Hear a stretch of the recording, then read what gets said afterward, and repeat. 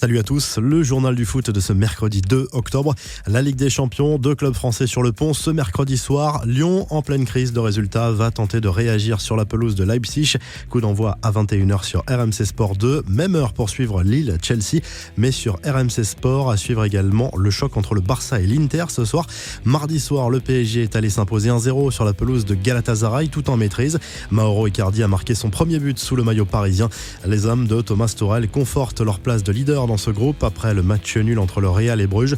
Les autres cadors ont tenu leur rang, victoire de la Juve, de Manchester City et surtout du Bayern Munich qui a littéralement atomisé Tottenham 7-2. Gnabry s'est offert un quadruplé lors de ce match et s'est même permis de chambrer le club anglais sur les réseaux sociaux après la rencontre. Une telle performance n'était plus arrivée ancien depuis près de 4 ans. À l'époque, c'est Cristiano Ronaldo qui avait réussi la même performance contre Malmö, 4 buts. L'international allemand a quelque peu été maltraité par ses coéquipiers après le match. L'un d'entre eux lui a même mis un gros tacle que l'on qualifiera d'amical. Dans la foulée, Javi Martinez a dégagé le ballon du match dans les tribunes alors que le héros de la soirée voulait le garder en souvenir.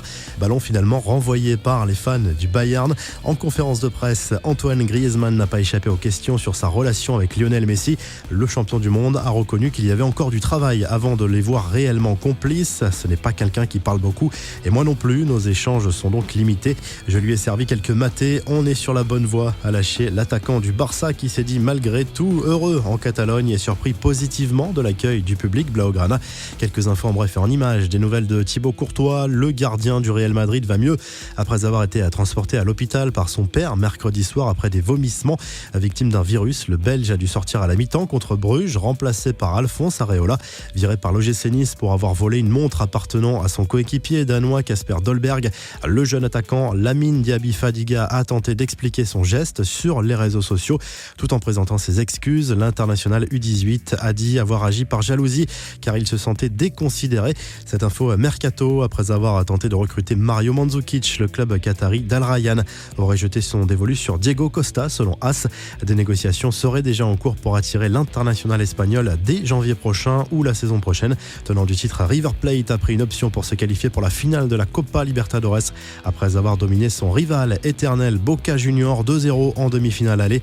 La revue de presse, le journal L'Équipe salue la prestation du PSG sur la pelouse de Galatasaray mardi soir. Le club parisien a encore été costaud défensivement. En Italie, la Gazette dello Sport place Gonzalo Higuain en une.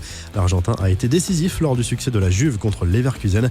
En Espagne, AS tire la sonnette d'alarme pour le Real Madrid, accroché par Bruges en Ligue des Champions. La situation de Zinedine Zidane n'est pas idéale. Côté catalan, le journal Sport évoque très largement le choc Barça-Inter programmé ce mercredi soir et réclame l'union sacrée. Vous retrouvez toute l'actu foot sur topmercato.com, l'appli Top Mercato et à très vite pour un nouveau journal du foot.